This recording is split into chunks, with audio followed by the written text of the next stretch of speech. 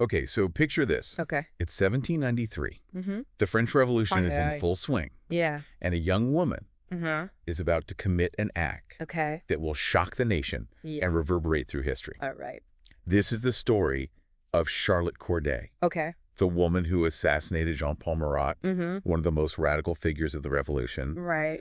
We're diving into her world today, Uh-huh. exploring her motivations, Yeah. the act itself, Mm-hmm. and how she was both demonized and romanticized Right. Yeah. in the years that followed. Sure. Our guide for this deep dive is the Noble Blood podcast episode, Huh. focusing on Charlotte Corday. What's captivating about this story is that it takes us beyond the grand narratives of the French Revolution Okay. and into the heart of a moral dilemma. Okay. How far would you go for your ideals? Right. What would drive you to take another person's life knowing you'd sacrifice your own? It's a chilling thought. Yeah. And it gets right to the core Mm-hmm. of what makes Charlotte Corday such a fascinating and controversial figure. Right. Let's start with who she was before she became etched in history Okay. as an assassin. Right. She was a minor noblewoman, Mm-hmm. a descendant of the playwright Pierre Corneille. Okay. So not exactly someone you'd expect to find at the heart of a violent revolution.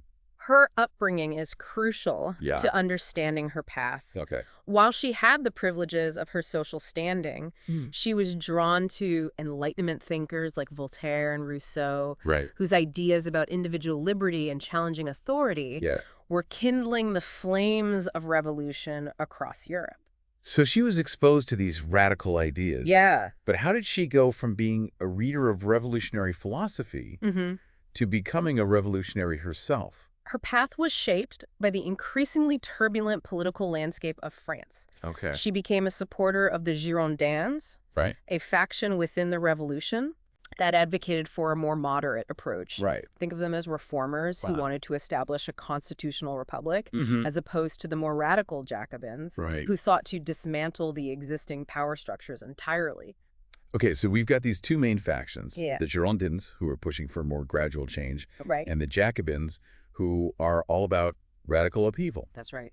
Where does Jean-Paul Marat fit into all of this? Yeah. He's the man Corday ultimately assassinated. Marat was a key figure in the Jacobin faction. Okay. He was a journalist and the publisher of The Friend of the People, Right. a newspaper that became notorious for its inflammatory rhetoric and Yeah. calls for violence. Right.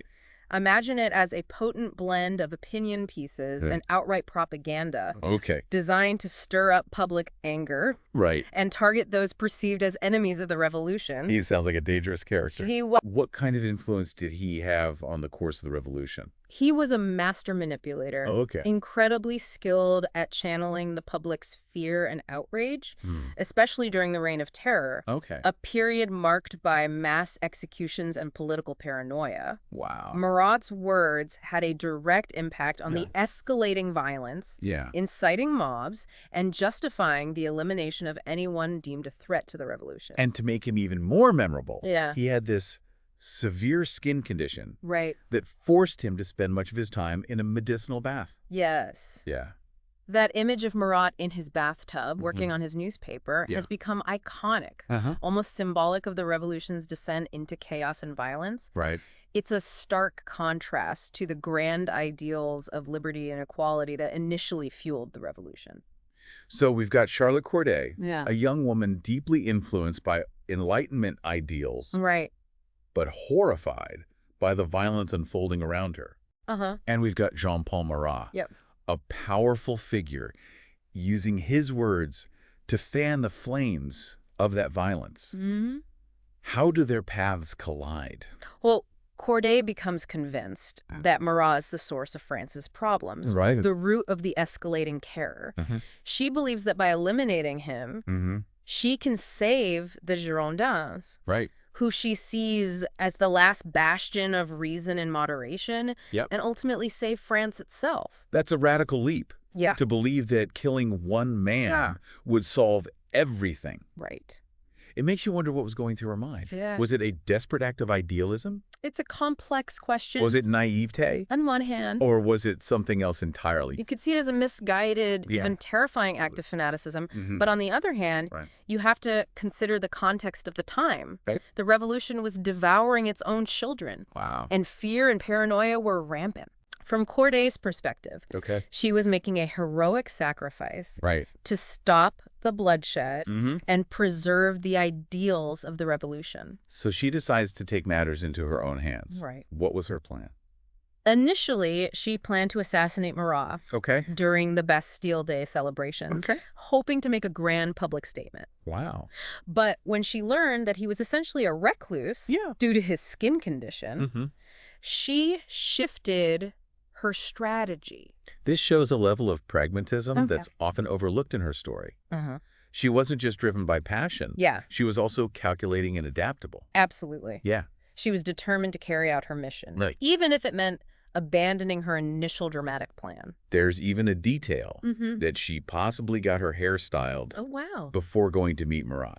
Interesting. Some historians argue this detail was fabricated later to paint her as cold and calculating. But either way, it adds another layer to her already complex character. It's almost as if she was preparing for a performance, understanding the weight of the act she was about to commit and the legacy she would leave behind.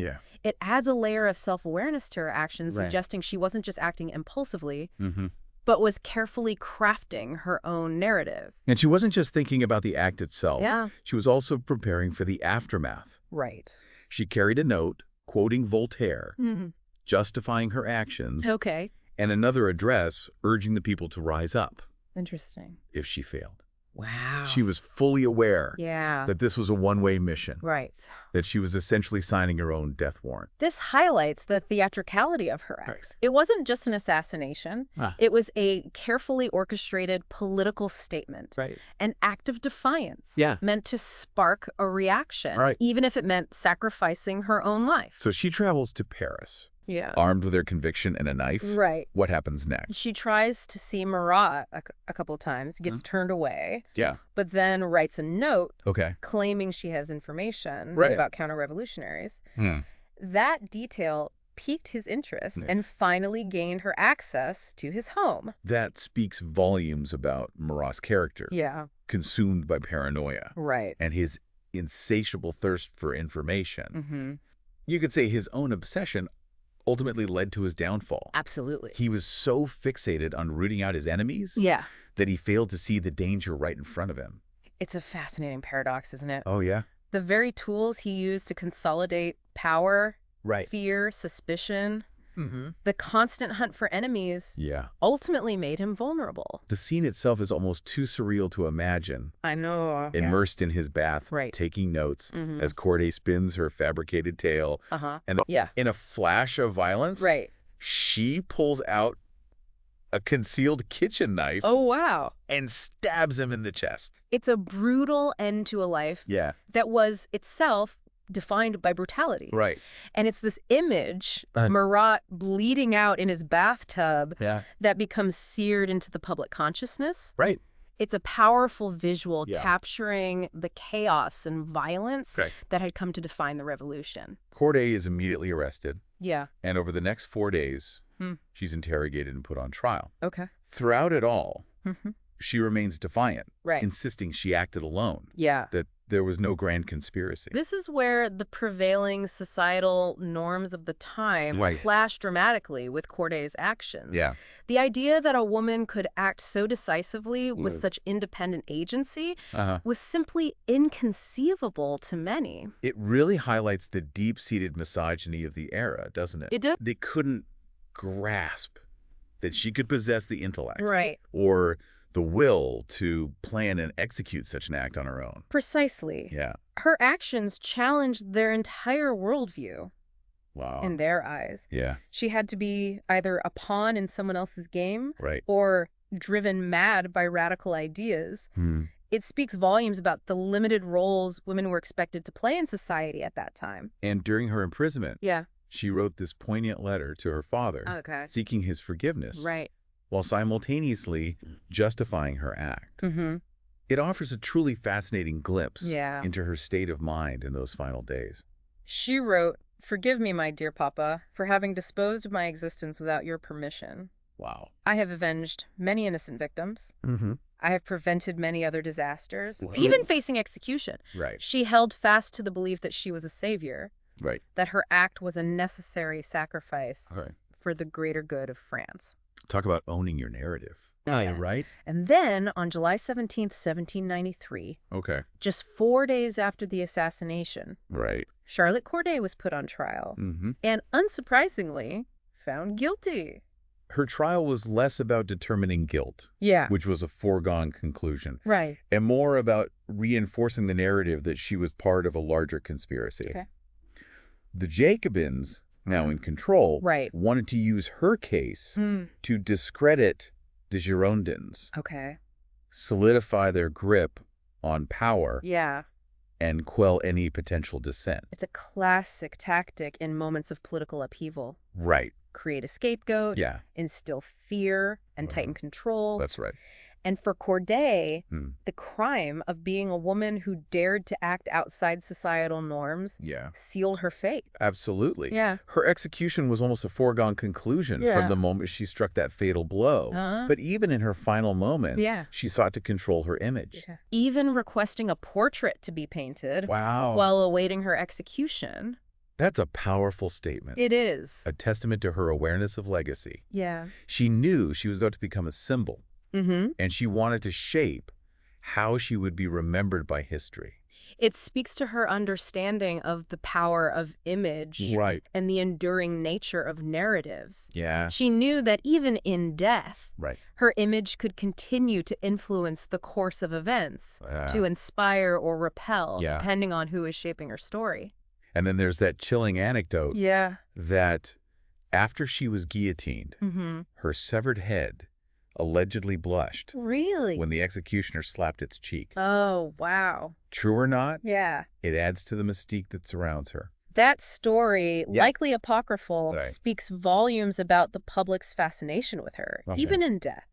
She was a source of both horror and intrigue. She became larger than life. A blank canvas onto whom people could project their own hopes, fears, and interpretations of the revolution. So what was the ultimate impact of Corday's actions? Well, did she achieve what she set out to do? In the immediate aftermath? Did she manage to save France as she believed she would? Her actions arguably had the opposite effect of what she intended. Really? The Girondins, the very faction she sought to protect, were further marginalized.